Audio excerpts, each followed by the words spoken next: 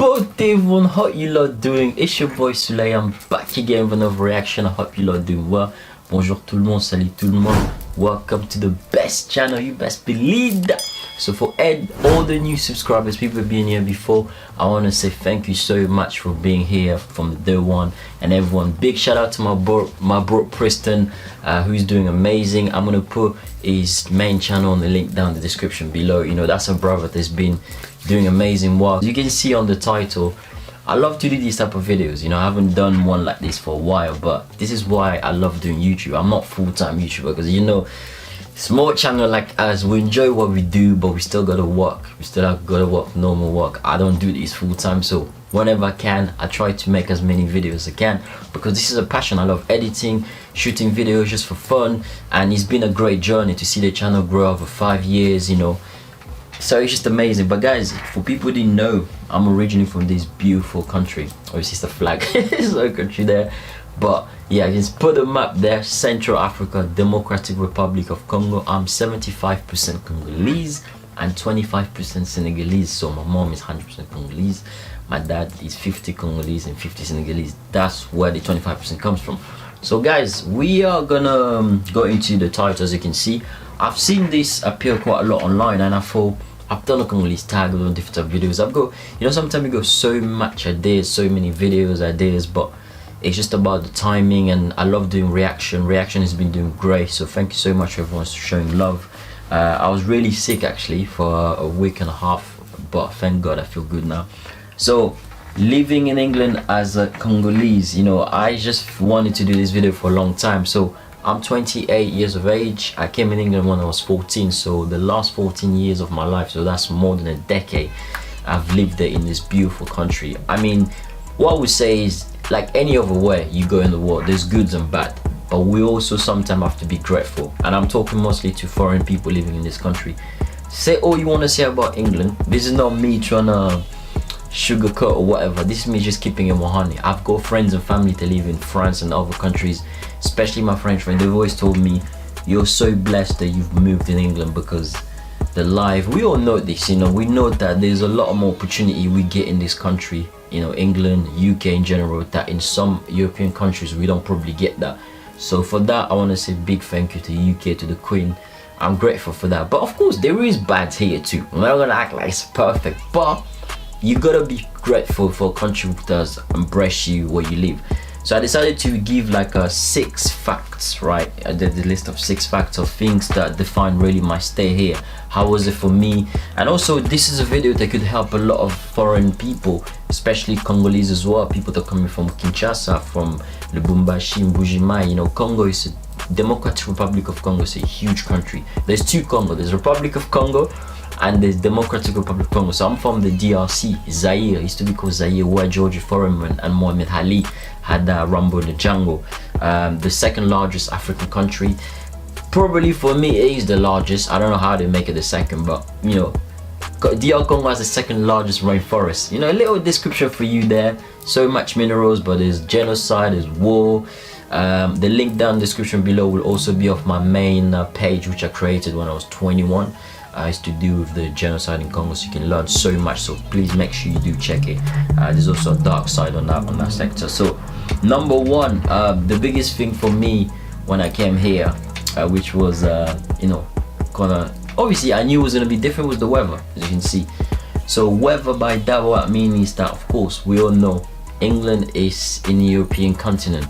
Some people say it's not in Europe because it's a bit more further up, like Ireland. So obviously England's an island, you know what I mean? Like, would you call it like that? I'm not sure, but you comment below if you come across this. But to me, as someone who was born in Africa, as an African, as a Congolese man, I do have my British citizenship, but of course, like, I think you are more who you feel you really are, you know what I mean? You're always gonna have more love and something more close to your heart from where you're from. I lived a year and a half in Senegal, in Dakar as well, so a little part there, but 14 years in Africa, 14 years here, so it's been a bit 50-50. So I've got both side of education, you know, mentality, the respect side that we learn from school, from education in Africa, you know.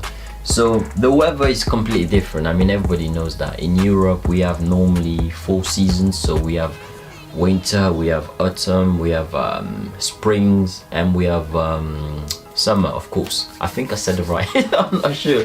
You know, English is not even my second language, so you know, don't attack me if you come across it. You know what I mean? Like, but yeah, the weather completely different. Congo is got tropical weather though. It's not as hot some of you might think. It's definitely in the summer. I would say it's probably, I don't know, it's a bit weird because to be fair in England, not this year 2021, but in recent years we've had actually quite a warm summer. But if you had to ask me, would you choose the summer from the UK or Congo? I'll probably still stay Congo. Why? Because in Congo it's tropical. What I mean by that is when it's hot in Congo and most African countries, especially Congo, there is also that cool breeze, like the wind is a bit cooler, and it rains. When it rains heavily.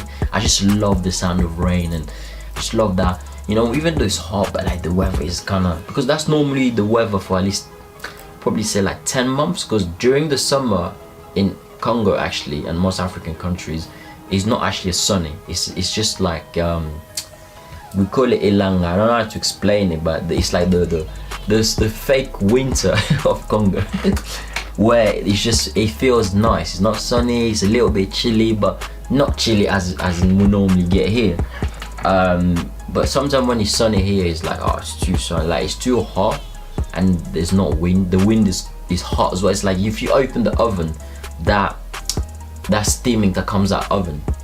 So number 2, so yeah, in terms of weather, I would say like for me, Congolese weather all day long. I don't mind winter because obviously I've spent the last 14 years here, but I'm not a winter boy. I'm forever summer boy, you know.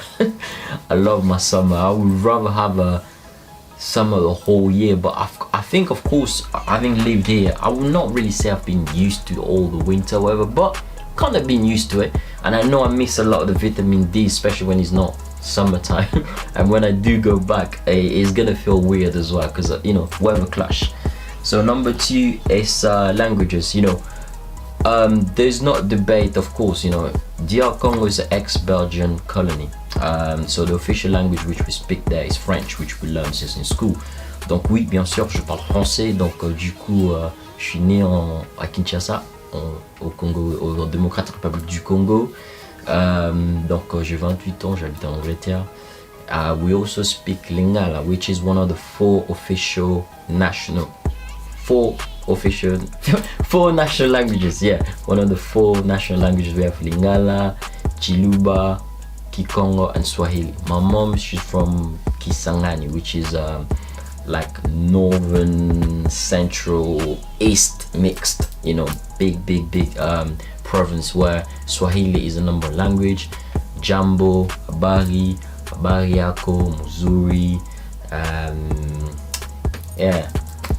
That's I think I understand more than I do speak. You know, Kuyapa, Nasema, you know, like all these words. But you know, Swahili is really a language I have to memorize. But yeah, it's a beautiful language. Lingala is Mbote na bino, Sangonini, Boza malamu, Talamona na bino. Que toi en Angleterre, dans les lots qui encore tout ça la vidéo mingi olobeatsi. Bana Congo donc eli malamu, hein. Talamona na bino, jeune na bino moko. Ndeko na bino na kati Angleterre. Donc spiritus toujours dans Mbote na vient dans la big zaga. L'homme sage, wise man as I call him. Mbote na boss nasty, Mbote na fumu, Mbote na serve, Mbote na baya nyonso, Mbote na David Fidami, César Fidami, Dio. You know, you already know. She's there doing the typical Congolese thing, giving a shout out. But yeah, of course, you know, that's we speak. Yeah, so fluently, I speak 3 fluent languages. So we have Lingala, French, English, and then I know a bit of Swahili. Not too much, you know, a few words, but I can actually understand a bit more. Wolof, which is a language from Senegal, I really don't know much. You know, when I was there, I used to even understand a little bit. It was actually weird. I was a youngster, but I didn't really memorize it. And that's another thing I have to learn. Maybe I have to date a Senegalese to learn. Maybe when I go there, that'll be the case. And yeah, my aim is to speak more Spanish. You know, I know a few words in Spanish. Hola, hola, ¿qué tal? Hola, amigos. Hola, hermanos. So, number 3 is gonna be education. When it comes to education, I think school-wise, I think education in Congo and England is, when it comes to maths is global, it's international, and I think science, you probably say maybe there's slightly some difference, but I think it's definitely different because obviously Congo, we use more like a Belgium and French type of way of schooling compared to the UK. It's completely different, so I'm not really gonna go through too much detail there, but the biggest clash was definitely like when I came here, and not that I agree with it, but like in Congo growing up as a kid, like if you didn't behave in school, even if the teacher says stay quiet and you were talking over or something like that, yeah, you are getting punished. Yeah, you get stick, you get put your hand there, bam, getting hit on the bum. Like, yeah, I know you guys are probably saying like, yo, this is crazy, but yeah, this is what we came through here. I'm gonna wait for a time to do a proper video just based on the difference of school education. Obviously when I came here it was different, you know. I remember I was falling in a class and the teacher could, the kids could be screaming at the teacher, and all the teacher gonna say is scream back, and that's about it, you know. But yeah, it's a different world, you know, because obviously in Europe it's different, you know. If you do hit child, like kids, you're gonna get in trouble, you know, you're gonna get arrested, and that's the law.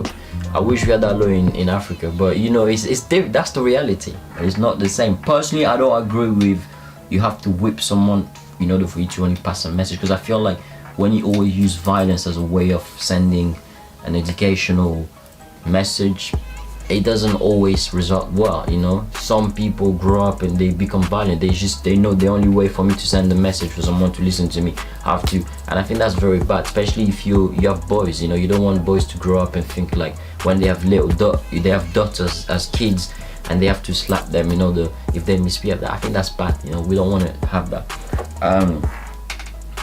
So number 4 is the food. I mean, my favorite food is always Congolese food, although when I came here I never knew what fish and well, I mean, I ate fish, and not that I ate fish and chips in Congo, but we have a lot of different type of fish in Congo. Thompson, we've got so many of them, maboke, you know, there's loads, you know, makayabu as we call it. That's fish, salted fish, I believe that's what you say in English. But in terms of like my favorite food for Congo is loso, pondu, madesu, soso, so that's rice, cassava leaves, you know, rice, chicken with fish, many of them, makayabu, fumbwa, you know, like in England it's a bit more like heavy, you know what I mean. You know, you go fish and chips. A lot of people drink beer here. I'm not really a beer fan. Alcohol in general, I just drink occasionally, mostly cider, copper burgers, you guys know, tin copper, maybe of a little Hennessy if I want to turn up a little bit more, because you're not hanging thereafter. But yeah, in terms of food wise, I think food here in England is a bit more, there's a bit more like, how can I say, a bit more like, I don't know how the word, like, I just think it obviously it's different, innit? Like, you know, in Congo we have a lot of vegetable, you know, I mean, it's African country, like, you know, there's a lot of different type of foods with different type of variation. So yeah, here when I came, it was more like you have a lot of fast food, you know, like McDonald's, KFC, all these type of things. We didn't really have that when I was in Congo growing up. There was few fast food, mostly Lebanese one. Yeah, so number 5, sport. When it comes to sport, I think that wasn't really a big shock for me either, because obviously I've been following a lot of the football teams on TV in Congo, you know. And one of my uncles lives in Bristol, he was shocked. He was like, how do you know these guys? I was, well, not only that, I love geography and history, but I play football, I used to play FIFA video games.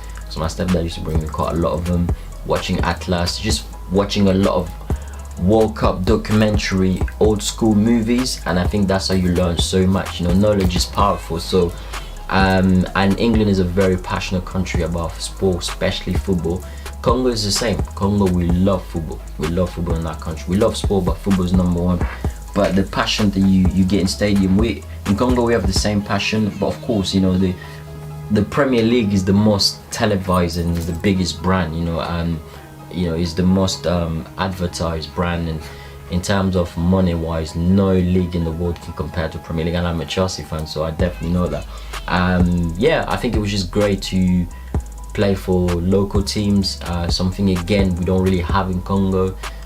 Very big country in sport, so many talented people, but unfortunately a lot of people up there in the government sector don't really put the money where their mouth is in terms of improving, developing. I always used to say, like, if you know, I would be able to have enough in the future for the little I can, it'd be great to open like some football teams here and there, you know, small ones, just to make sure a lot of kids, they exercise, they stay fit. It's not just about playing and socializing, it's also about fitness. And finally, one I would say culture. So in terms of culture, I'm not really sure what to say much about that, but of course cultures are different, you know. We have African culture, Congolese culture, European culture, British culture, totally different. I mean apart from the fact that we all brush our teeth, we all take a shit, because that's the truth, we're humans, right? We go different skin color, but we're still humans, because that's what matters. We're all humans, we all eat food, we all sneeze, like you know what I mean, like but yeah, I think the culture are different, because it's like African, we love a lot of our traditional old school music, we're amazing at dancing. You know, what do we love? We love wedding a lot. Congolese people love to go to wedding, they love having weddings. Sometimes I feel like I'm like, the same people get married every week? Like, I'm just like, I'm confused. Like a lot of people get married in Congo and yet they don't really have jobs. It baffles me, and you know, it's like crazy. The culture, I would say, in the UK, I think compared to Africa, European cultures, especially in England as well, is a bit more fast-paced here. You know, here is really fast-paced. So a lot of people back home don't really get that unless you explain to them. But sometimes the only thing they care is for you to send them money. You know, they don't really, because here is like, life is very expensive. As good as UK is, and it's been great, rents are very expensive, especially down south. You know, we live not just outside of London, and it's still quite expensive to live on your own, especially, you know, that's one of the things. Congo is especially Kinshasa is expensive, but not as expensive as here, you know, so there's still a bit more cheaper place. Because I think if you have money in Africa in general, in the African continent, you will live a peaceful life, because you don't really pay that much tax, and the tax amount is not as high as it is here. So yeah, Europe is very fast-paced life compared to Africa, and I always sometimes I feel like the days and time goes really fast over here. Because in Congo, like, I don't know, maybe because in terms of weather, you know, we have like, be sunny every day, and it just feels different. But yeah guys, I could have spoken a bit too much. I don't know if I said everything, but that was pretty much what I could figure out. But there's gonna be more videos where I'm gonna get into more details. Definitely I want to do one special video about school in England and school in Congo, the big differences. So I hope you enjoy this video. If you like to give a thumbs up, comment below if you can relate to some of the points I made. But yeah, stay safe and get ready for more videos. Till next time, your boys out.